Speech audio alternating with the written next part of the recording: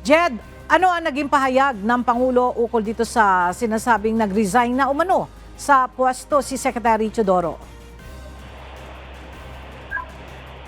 Sa katunayan, itinanggiat na tawangan si Pangulong Ferdinand Marcos Jr. nang siya ay tanungin kaugnay sa balita ng pagbibitiw sa pwesto ni Defense Secretary Gibo Teodoro.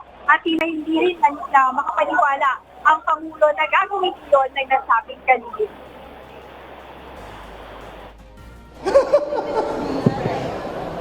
Wow. Talaga? May lumabas na balitang gano'n.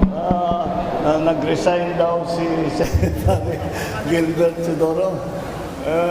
Talaga naman. Alam mo, yung mga nagkakalat na mga, unang-una, sagutin ko yung tanong mo, fake, fake, fake, fake, fake, fake news. Yan.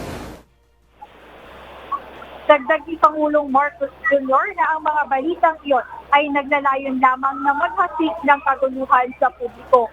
Hiniyak naman ng Pangulo na magbibigay ito ng anunsyo sakaling magkakaroon ng mga pagbabago sa kanyang gabinete.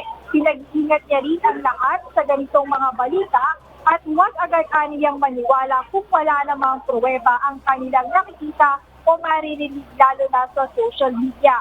Binigyang diin ang punong ehekutibo na patuloy ang kanyang administrasyon sa kanilang trabaho kung saan ginagawa nila ang lahat kung paano makatutulong at paano pagagandahin ng Pilipinas na siyang hangarin ng kanyang administrasyon.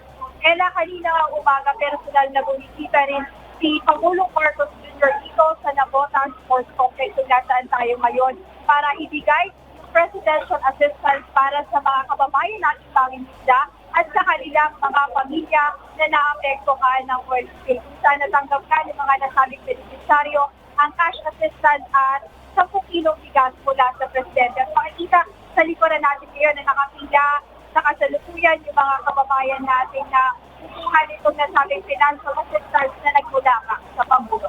Ayan muna ang update. Balik sa iba. Maraming salamat, Jed Naresina.